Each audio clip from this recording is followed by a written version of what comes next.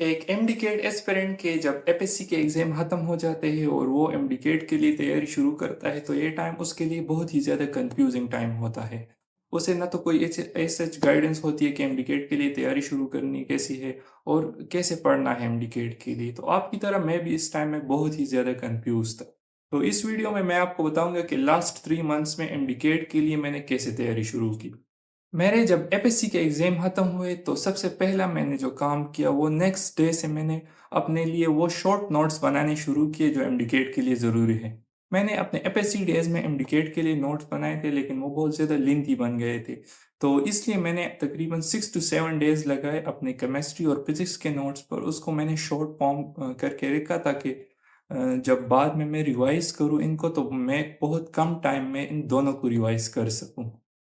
फिर 1-2 हफ्ते के बाद जब एकेडमी स्टार्ट हुई तो स्टार्ट में एकेडमी के टीचर्स बहुत ज़्यादा अच्छा पढ़ाते हैं। वो जो न्यू पॉइंट्स लिखते थे मैं अपने रजिस्टर में वो पॉइंट लिख लेता। हॉस्टल जाकर बुक रीड करता और एमसीक्यूज़ की प्रैक्टिस करता। लेकिन जब आप पहली मर्तबा हॉस्टल आए हो और आपका घर भी बहुत दूर होता है, तो आपको बहुत ज़्यादा मुश्किलात का सामना होता है। मसलन आप हॉस्टल का खाना भी अच्छा नहीं होता, दूसरी तरफ गर्मी भी बहुत ज़्यादा होती है, आपकी स्टडी भी अच्छी तरह नहीं होती और ना ही आपकी नींद पूरी होती है। तो ये सारी मुश्किलात तमाम स्टूडेंट को फेस करना होती है, लेकिन आपने इन डेज़ में अपनी स्टडी को क्विट नहीं करना, आपने स्टडी को कंटिन्यू करना है। तकरीबन 1 या 2 हफ्ते में आप सेटल हो जाएँगे हॉस्टल में और आपकी स्टडी भी अच्छी तरह फिर रहेगी। उस फेज़ से निकलने के बाद जब 2-3 हफ्ते हुए तो एकेडमी वालों के संडे टेस्ट स्टार्ट हो गए। तो संडे टेस्ट जिनको नहीं पता संडे टेस्ट का, तो हर एकेडमी जो होती है वो संडे के दिन अपना टेस्ट लेती है जिसमें स्पेसिफिक सिलेबस उनका होता है और वो एमडी-कैट जैसा टेस्ट होता है। तो जब संडे टेस्ट स्टार्ट हुए तो एक मसला जो मुझे रहा है अपने संडे टेस्ट में, तो एकेडमी वाले जितना कोर्स पढ़ाते थे वो उतना ही सिलेबस उनका नहीं होता था टेस्ट के लिए। वो सिलेबस थोड़ा ज़्यादा रखते थे और वो पढ़ाते बहुत कम थे। तो इस तरह जो हार्मनी थी टेस्ट और संडे टेस्ट और स्टडी में तो वो नहीं रहती थी। खैर, जैसे भी करके मैं जो है वो सिलेबस कवर कर लेता और संडे टेस्ट देने चला जाता।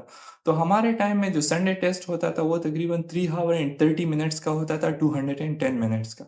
लेकिन मैं अपना संडे टेस्ट 3 ऑवर के अंदर ही ख़त्म कर लेता और टेस्ट को हैंड ओवर करके मैं घर चला आता या हॉस्टल चला आता।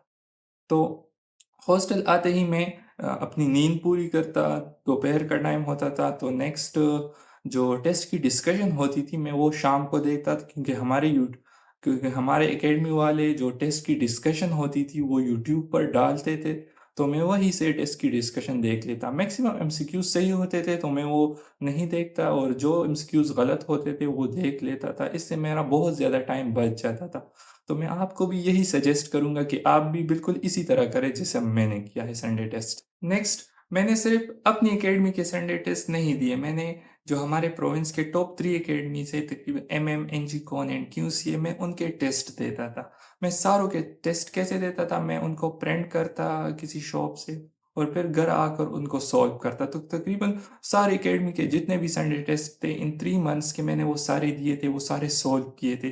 तो आप भी इन सारों के एमसीक्यू सॉल्व करें और बहुत ज़्यादा चांसेस है कि जो लास्ट में जो संडे टेस्ट होते थे ओवरऑल सिलेबस के, उनमें बहुत ज़्यादा एमसीक्यूज़ जो है वो एमडीकेट से मिलते-जुलते थे। तो आपने उनके एमसीक्यूज़ को मस्ट सॉल्व करना है। इस तरह हमारे एकेडमी वालों ने तकरीबन 2 मंथ्स में जो है वो सारा कोर्स जो है हमें पढ़ाया था। इतनी जल्दी उन्होंने कोर्स कवर किया था।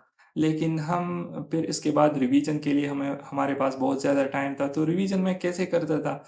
तो मैंने एक तरफ तो शॉर्ट नोट्स बनाए थे और बुक्स के इम्पोर्टेंट पॉइंट्स को हाइलाइट किया था। तो आप भी इसी तरह स्टडी करें, इन बुक के इम्पोर्टेंट पॉइंट्स हाइलाइट करें और शॉर्ट नोट्स बनाएँ।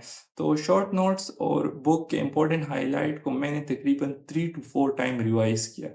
रिवीजन से आपको बहुत ज़्यादा फ़ायदा मिलता है। जो चीज़ें आपको याद नहीं रहती वो आपको रिवीजन से याद हो जाती है। इस तरह जो कॉन्सेप्ट्स आपके वीक होते हैं वो बार-बार रिवाइज़ करने पे वो कॉन्सेप्ट्स आपके स्ट्रॉन्ग हो जाते हैं और एमडीकेट तक वो आपको याद होते हैं। तो इसलिए आपने रिवीजन मस्ट करनी है।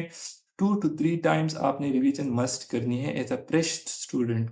अगर रिपीटर की बात करूँ तो रिपीटर को तकरीबन 5 टू 6 टाइम तो मिनिमम करनी चाहिए रिपीटर को, क्योंकि उन्होंने पूरा साल या स्टडी की होती है नहीं, लेकिन लास्ट डेज में उनको आसानी होती है क्योंकि वो एक मर्तबा इस पेज से गुजरे होते हैं, तो उनके लिए तो मैं यही सजेस्ट करूँगा।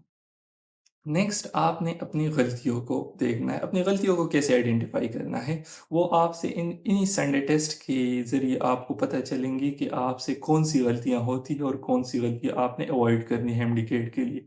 संडे टेस्ट में मार्क्स सबके कम आते हैं, मेरे भी संडे टेस्ट में मार्क्स कम आते थे, तकरीबन 160 170 180 इसके दरमियान ही मेरे मार्क्स रहते थे संडे टेस्ट में। लेकिन इसकी वजह से मैं न तो टेंशन में रहा, न ही डिप्रेशन में रहा, क्योंकि ये गलतियाँ वो थी जो मुझे एमडीके टेस्ट से पहले पता चली थी। तो टेस्ट से जो भी गलती आपको पता चले, आपको उस पर खफा नहीं होना, आपको खुश होना चाहिए, आपको अल्लाह ताला का शुक्र अदा करना चाहिए कि उन्होंने आपको टेस्ट से पहले अपनी गलतियों के बारे में मालूम हुआ आपको। तो आपने अपनी गलतियों को आइडेंटिफाई करना है और उसको सही करना है संडे टेस्ट के थ्रू। अच्छा जी, तो वीडियो के स्टार्ट में बताया था कि जिन्होंने नोट्स नहीं बनाए उनको क्या करना चाहिए। तो आप जब भी लेक्चर ले टीचर से, तो आपको टीचर जो भी इम्पोर्टेंट पॉइंट बोर्ड पर लिखे तो आपको वो अपने नोट्स में लिखने चाहिए। इसके अलावा जो पॉइंट्स आपको याद होते हैं उनको अवॉइड करें तो अच्छा है, उनको अपने रजिस्टर में ना लिखे तो अच्छा है। और इसके अलावा जो बुक में इम्पोर्टेंट पॉइंट्स होते हैं वो आप अपने रजिस्टर में लिखते हैं या नहीं लिखते, वो आप पर डिपेंड करता है।